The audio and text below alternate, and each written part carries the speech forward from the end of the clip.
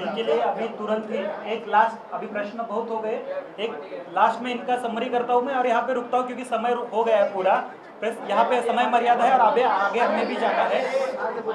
इस अध्यादेश के लिए तो पहले ही स्पष्ट भूमिका यहाँ पे बताई है। अध्यादेश के लिए पहला भी विरोध था, बाद में भी विरोध रहेगा क्योंकि ये वैचारिक लड़ा है।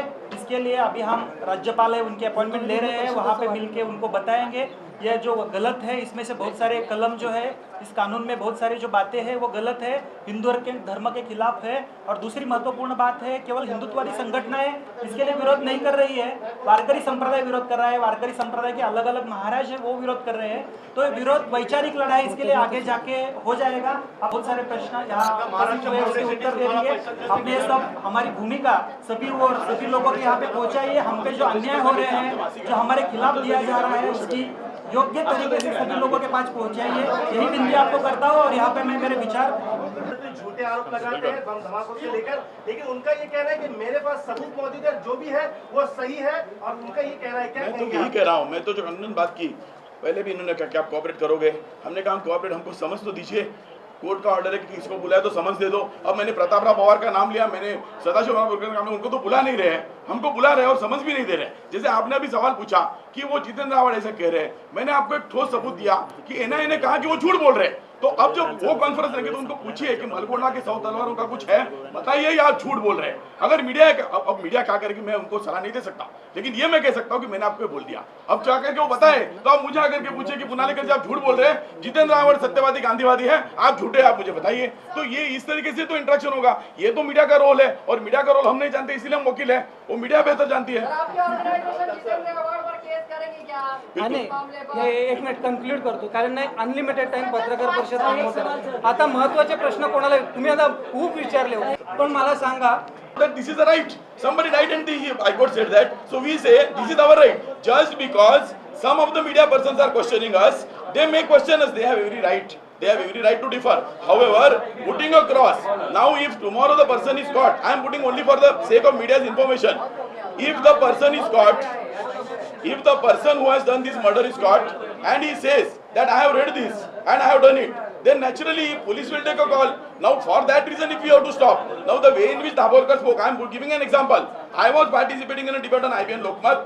He said तुमच्या लोकांनी बॉम्बस्फोट केले.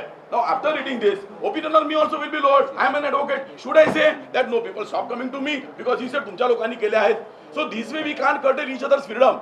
He will say what he wants, I will say what I want. This is the independence for which you have fought. So we are not going to give up our right. I am making it clear, crosses will continue, more images will appear. And we have no connection with the murder. We have no connection. This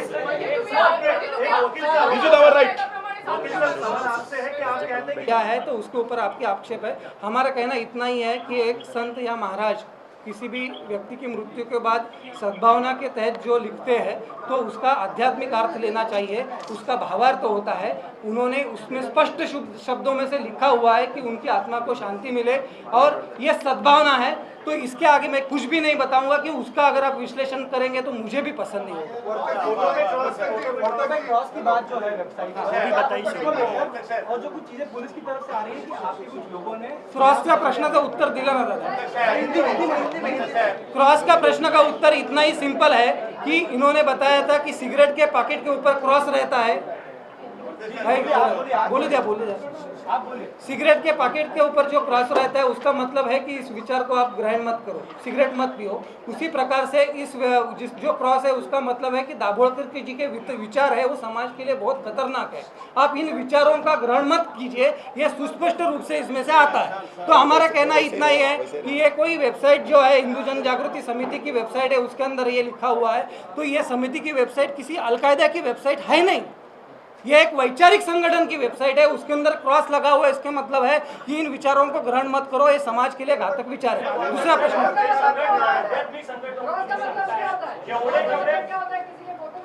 कुछ नहीं, इतना ही मतलब होता है कि ग्रहण मत करो, सिगरेट मत पियो। बस